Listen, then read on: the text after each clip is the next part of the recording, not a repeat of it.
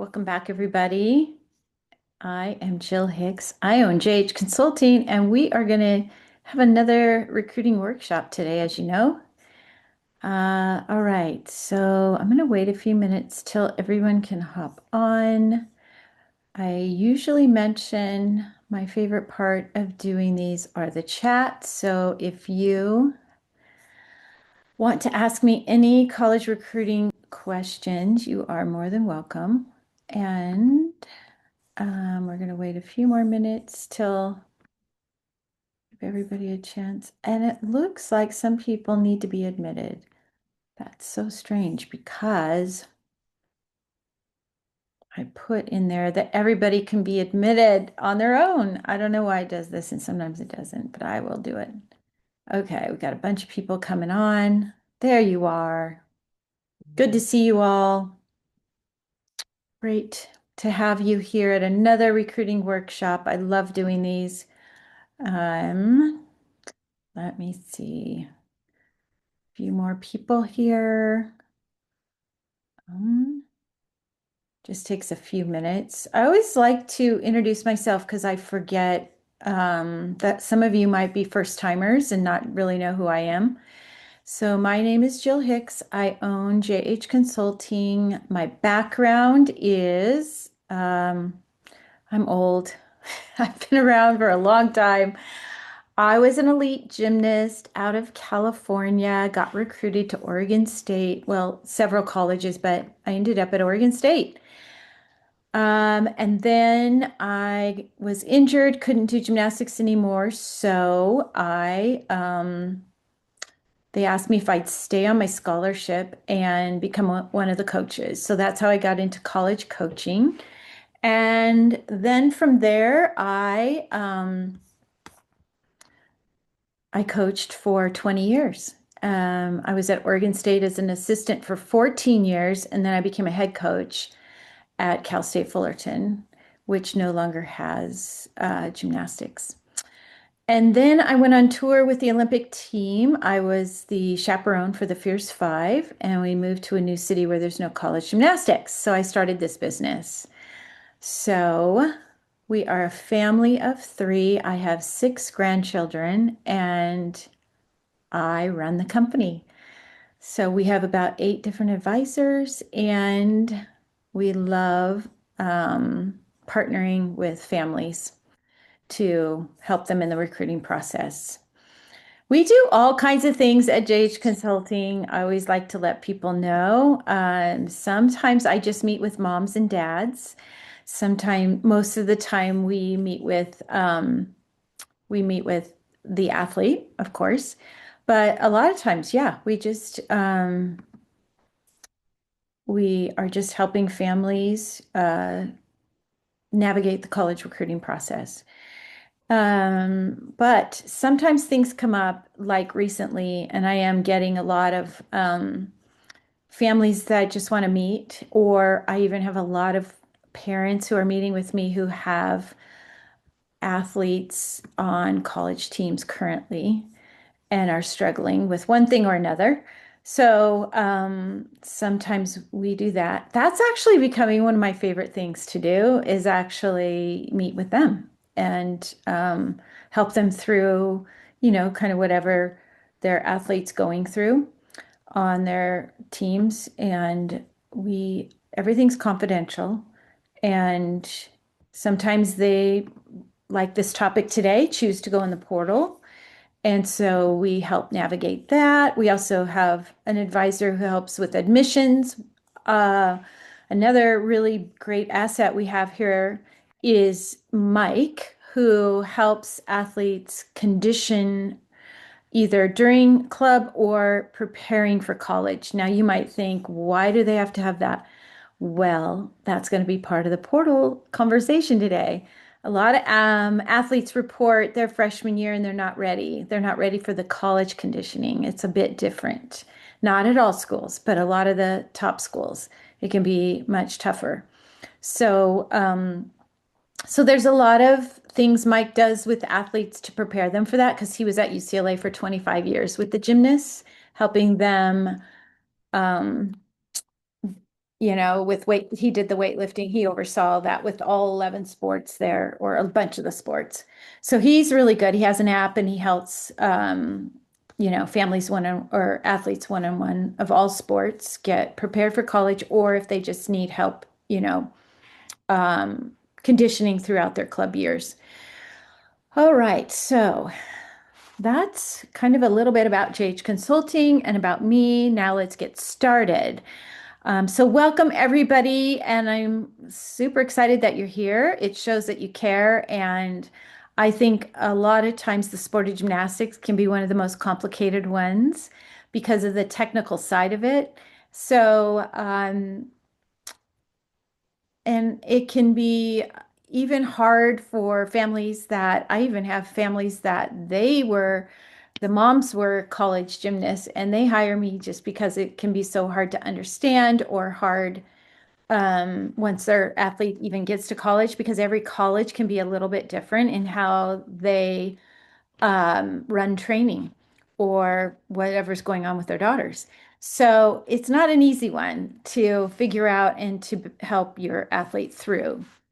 So let's get started. And today, I just want to start by saying, I want you to imagine what it will be like, because I'm assuming most of you on here have, club gymnasts or club athletes or high school athletes. So imagine this. You get a phone call from your son or daughter who is a freshman in college on some athletic team.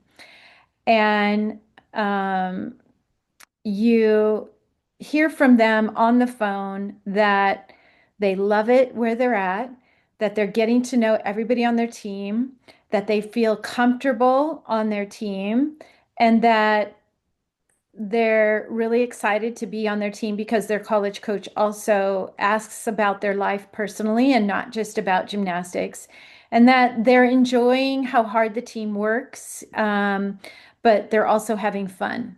So imagine you get a phone call from your freshman that would be kind of like that. And I think that's what every parent hopes and dreams for, is to get those kind of phone calls. And I think when you're going through, I know when you're going through the recruiting process, it's really hard to look past them just getting recruited, because it's so hard sometimes just to get recruited. But one day after they're recruited and they sign or they commit and they show up their freshman year, you will get phone calls. And they're either going to be like that phone call where they love it and they're positive and it's not perfect, but they feel like it's the right fit. Or versus you get a phone call like this: Hi, mom. And then the tears start. Every week they call and they're crying. They're frustrated. They're having body changes. They can't do the same skills that they did when they were recruited. They're not being picked for the lineup. They may not even be traveling with the team. They're struggling in school because they're struggling with their sport. They had no idea the team was, I hear this all the time, like this. Okay, their teammates are not what they thought. They're a little bit afraid of the college coach, and the tears just keep coming. And then one girl recently told me that the reason she's not enjoying her team, one of the reasons, was because she doesn't like to do what all the other girls do on the weekend. Okay, she doesn't fit in with what, they're doing in their free time.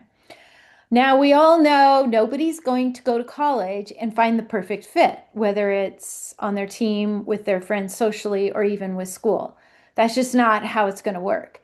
But for the most part, we want those phone calls to be, yeah, pretty positive, that they're still being pushed, it's still challenging, but you sense in their voice that they feel comfortable, that they want to go back, that they are growing as a person, but they're happy. There's some happiness there.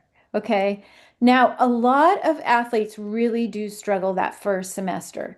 But when they're still struggling the second semester, that's when you know um, something might not be quite right for them. And some kids even have a hard time expressing it. So they're just in tears on the phone. I remember my mom and dad telling me I used to call my freshman year too and cry. So crying on the phone to your parents, I don't think is a bad thing. And I don't think it always means that it's not the right fit. But I would hope, and Oregon State turned out to be a great fit for me. But I just went through a lot of adjustments with my roommate. I remember my freshman year. So I'm not trying to make it all rosy, that it should be all rosy. That is not what I'm trying to say. But there are a lot of things that I want families to know before they pick a college with athletics involved that I don't think anyone really talks about. All right. So I'm not going to get into all those details, but I will at some point on a recruiting workshop. But there's a lot. There's just a lot that goes on that most college coaches are not going to be sharing with you or your daughters on their recruiting trips. Okay. They're salesmen on those trips. They're trying to sell the university. But there should be a sense of connection. There should be a sense of this could be the right fit. There should be, mostly positives going off in your mind as you meet the coaches, as you meet the team, as your daughter does all the same. And I still hear of families that make final decisions without going on visits. And please, that is, if I can put anything at the top of the list in terms of um, being sure that you do on on your daughter's recruiting journey, and that is to definitely go and spend the night and have your daughter stay in the dorms, get to know the girls if she can on those kind of levels for a whole weekend or 24 hours would be great. Because usually the girls will come back either really fired up or they have reservations that they didn't have going into it. And so it's a great, great starting point, but you have to dig deep. All right. And the reason I'm bringing this up is because we're going to talk about the portal. All right. And why do gymnasts, this is our title today, why do gymnasts go in the portal and how will this impact your daughter's recruiting process? So we have all these girls on college teams and we have the option to move into the portal after season. All the girls on the teams can go into the portal. And then we have all these girls trying to get on a college team. So it works both ways in terms of impacting recruiting. So I'm going to go into some of that today. And remember, I love when you guys ask me questions. So over in the chat, feel free to type them in now or type them in midway through this 30-minute session or at the end, I will answer them. Okay, so let's start with, well, what is the NCAA transfer portal?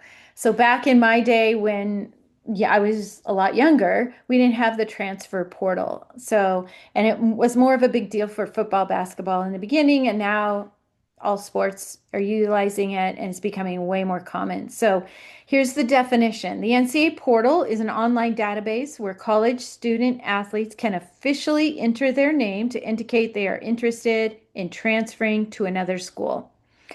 Once an athlete is in the portal, coaches from other colleges are allowed to see their profile. Coaches can contact the athlete directly, and the athlete can explore new opportunities without committing to a transfer. So think of it like a job board for college athletes. It lets the athletes make themselves visible to other programs. So here are some of the important things you should know. It does not always mean that the athlete is going to leave their school. But when the athlete goes in to tell their current college coach that they would like to transfer, they would like to go in the portal, that athlete, if they're on a scholarship, will typically be replaced. They will have their scholarship to the end of season, but they can't, the coach has the discretion to tell them they can't work out in the gym anymore with the team and they can't work out in any facility that has to do with the athletic department. So that's pretty common. Now, some college coaches get upset and they didn't see it coming, and it can be very shocking. Other college coaches are very nice about it. They don't like it, but they might even say, I'll help you in whatever way I can. Then they have to go to compliance and talk to the athlete does by themselves, talk to compliance, and then the compliance director will walk them through the next steps of what they need to do to be in the portal. Also, athletes must ask their current university, like I said, to enter the portal. They can't just do it on their own. So they have to walk through those two items I just said, talking to their coach, talking to the compliance director. That can be kind of scary, but it's part of the deal. And that scholarships are not guaranteed. The timing really matters. So we don't want an athlete so when families hire us to help them through the portal, we really help them with their story of why and what they're going to communicate, and then we help them with their timing. Timing is really important. There is a transfer portal window for all sports, and they're all different, so that matters. All right. And just remember the coach can replace them. The next year, their scholarship would, go away. And they might not allow them back on the team, even if, let's say, somebody goes in the portal and then they decide, no, I want to come back. Their scholarship might not be there or even their roster spot. Why do gymnasts enter the transfer portal? Gymnasts enter the portal for a mix of reasons. Sometimes it's for athletic reasons, personal reasons, or strategic reasons. It's rarely just one thing. Sometimes they're not making the lineup, and this is often the number one reason. Um, and many gymnasts were recruited to compete. They get to college and realize they are not going to make the lineup.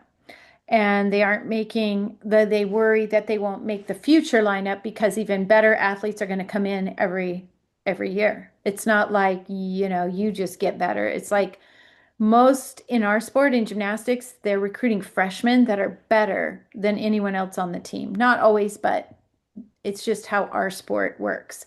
Football, basketball, all those are different. Okay, they redshirt them a lot because the boys in those sports typically or girls get bigger, stronger, and faster. That's not how our sport works. Oops, somebody Okay. needs Well, I'll to just say mute. because Mallory and I. Can you mute? Okay, thanks. Um, or the program wasn't what they expected, whether it's the coaching style, the team culture, training environment, or the academic support just wasn't there.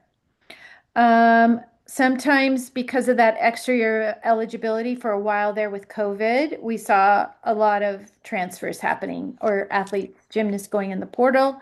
The other would be NIL or new opportunities financially.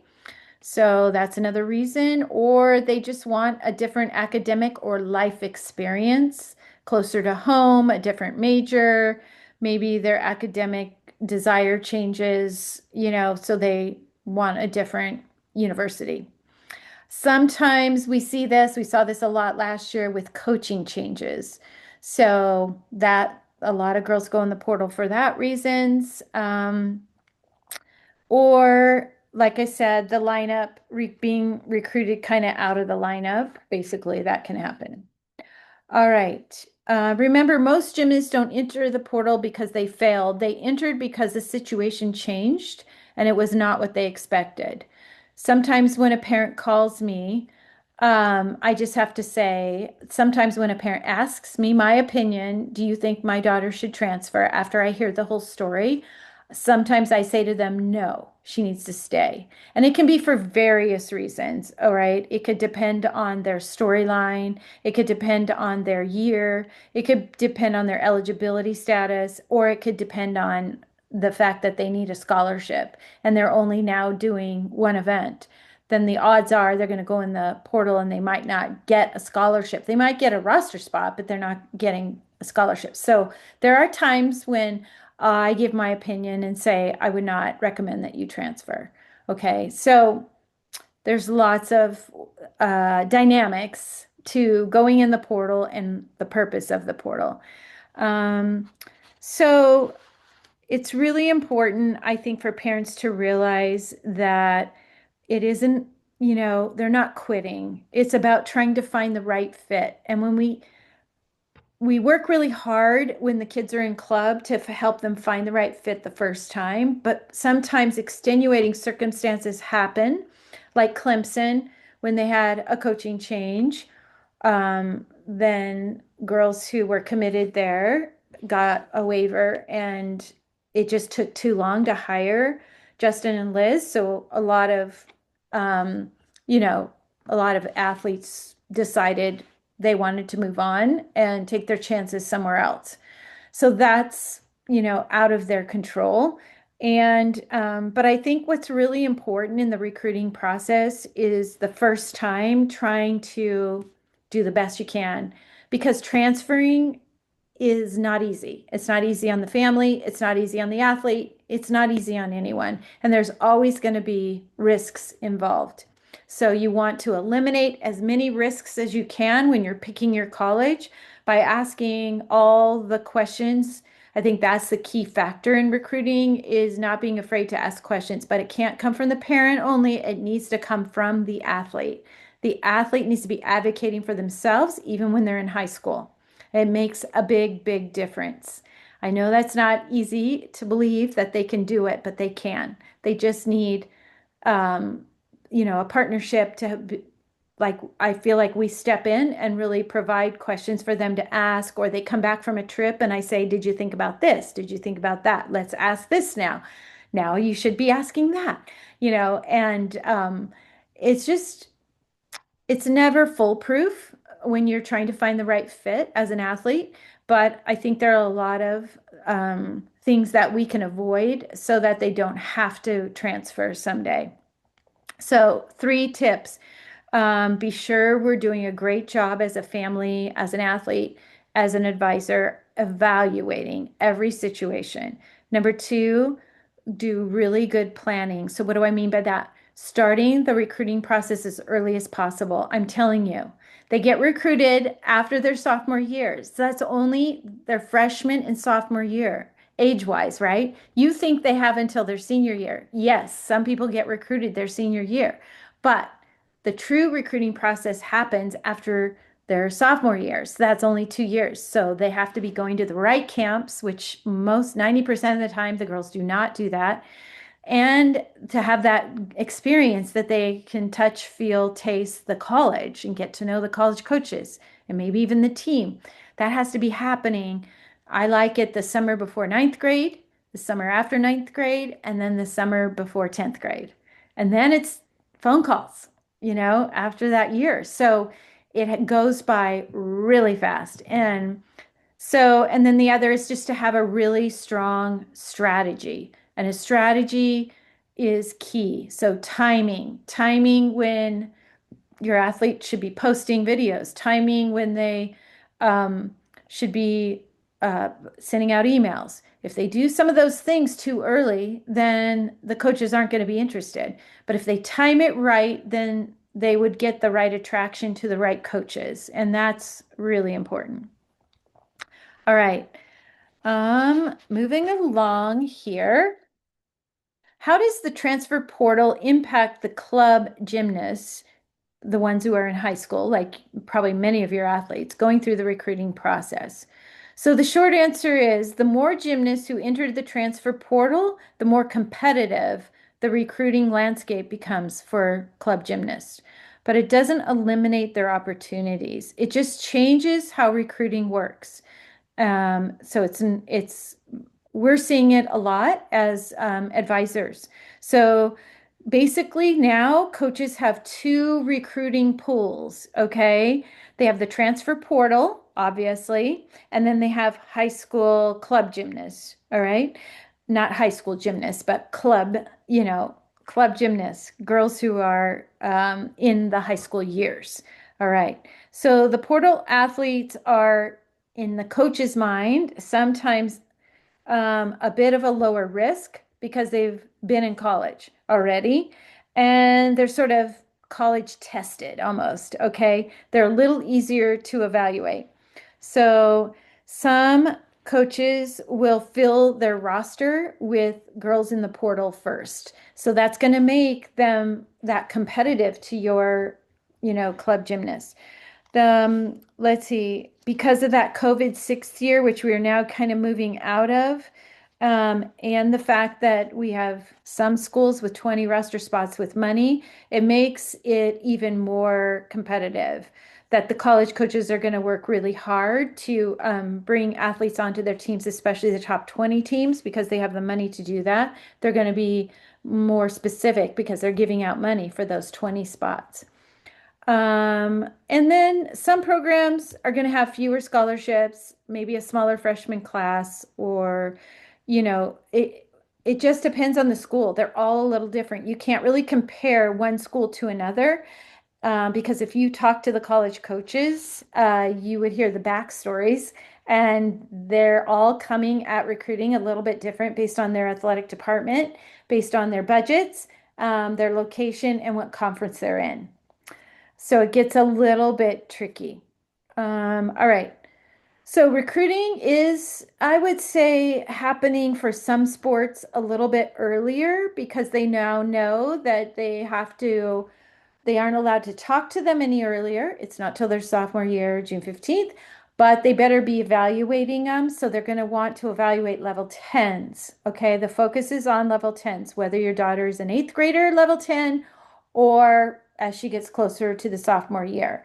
And they're making their watch lists. Okay. But don't panic. You don't want to put your daughter's information out there if she's not, a fairly solid level 10 because they're not going to be interested anyway. They have to have the facts to get recruited. So it's important to be patient. It's important to allow your daughter, especially to have that, really strong level 9 season and then a first year level 10 before you start discussing all of this. But it's important that you understand the process, I think, and come alongside your athlete and realize that things are changing and shifting all the time and that the portal, does have an impact. And I wouldn't even discuss that with your athlete because, quite honestly, it's out of their control anyway. This is more for education, just to help you understand recruiting and that it's different. All right. So the most important shift is high school gymnasts or club gymnasts now need to be a little more strategic, very realistic, and staying open to all their opportunities and more proactive than ever once they're at the level of the schools they desire.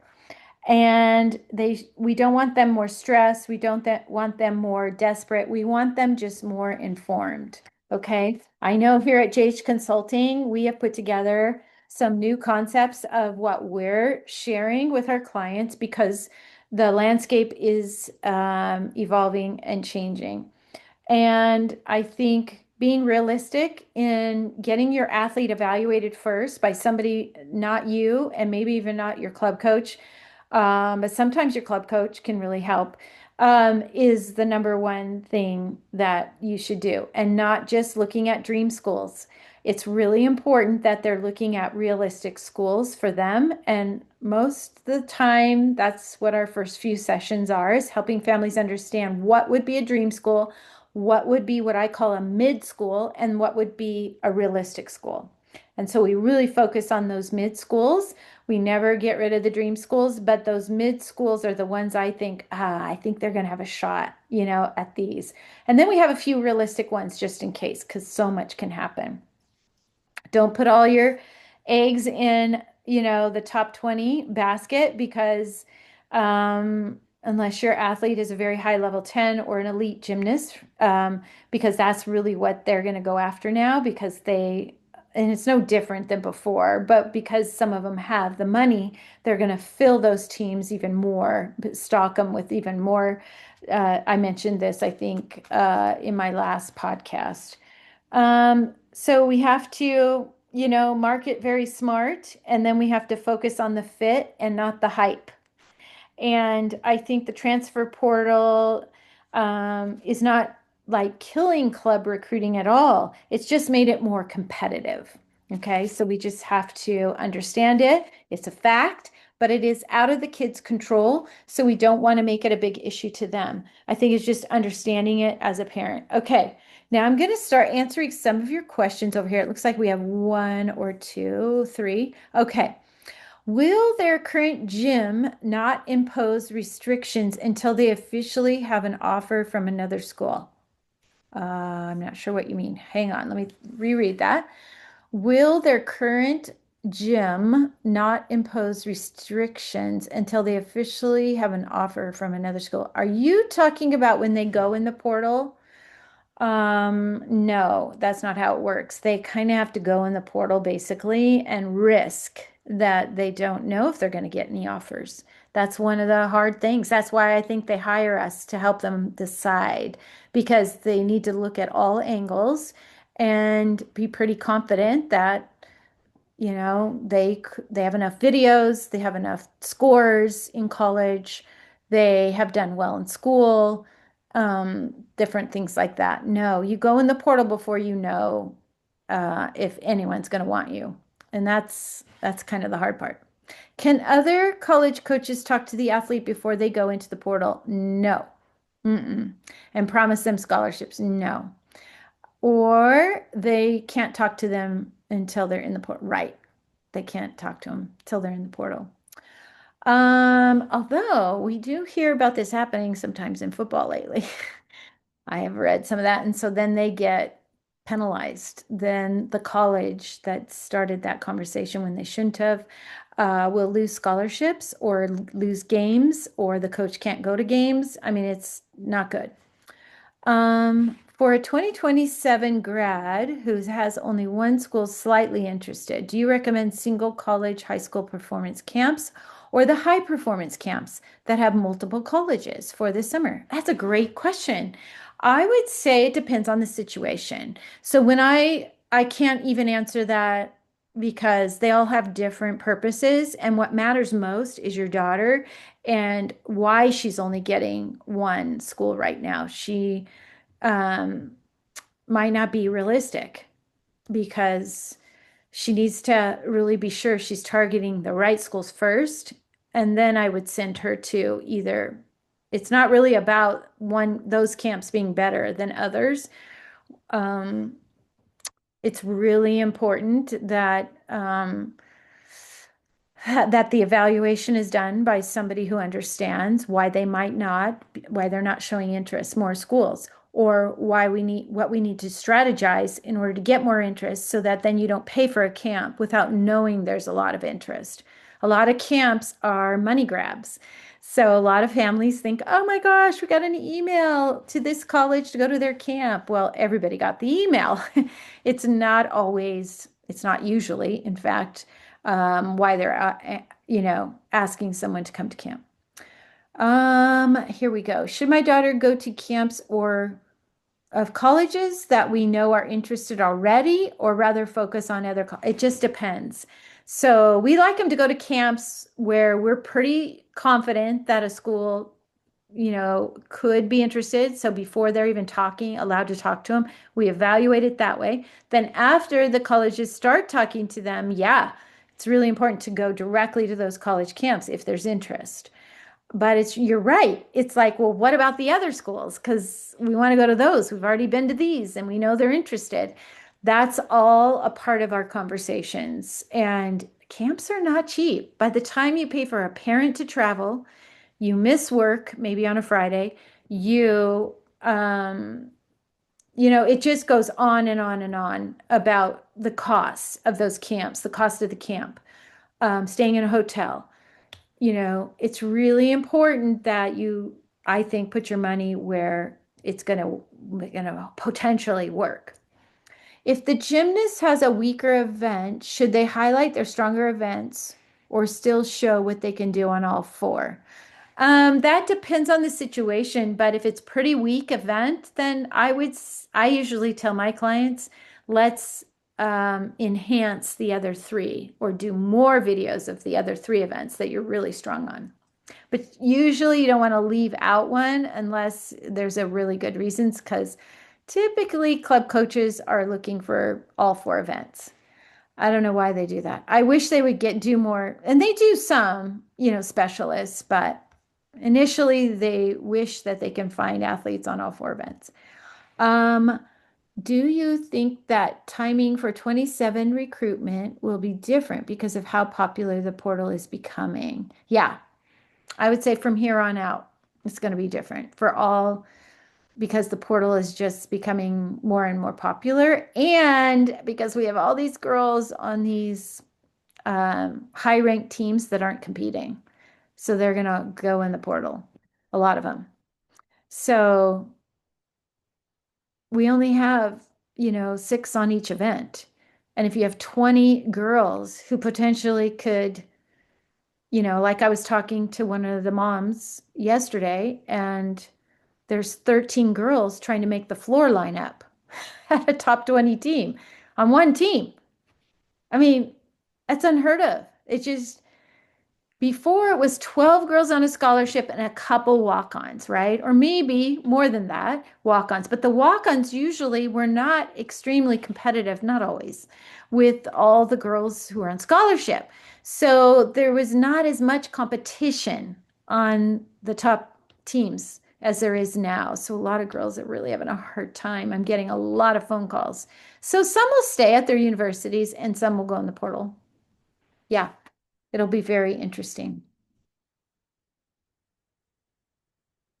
All right. What else? Any other questions? I'm not seeing any typed in here.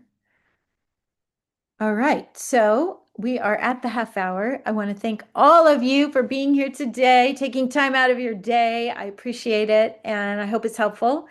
And oh, how do we know if colleges are interested before June 15th?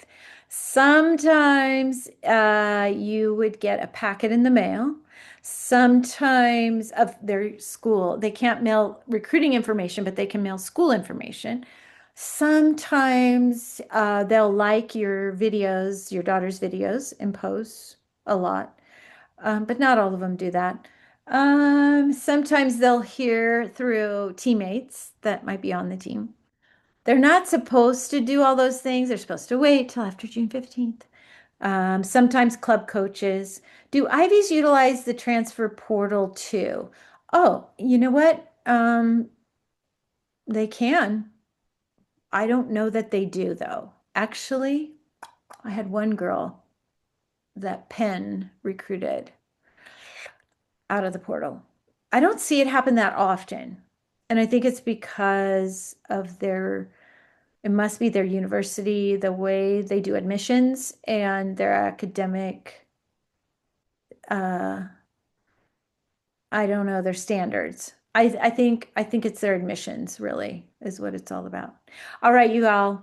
Have a great rest of your day. Thanks for joining me. And it'll be a couple weeks before I do another recruiting workshop. So keep your eyes open. I put it all over social media. And if you have any interest in having an advisor, please check us out at jhicksconsulting.com. Click on Get Started, fill out the forms page, and one of our advisors will give you a call.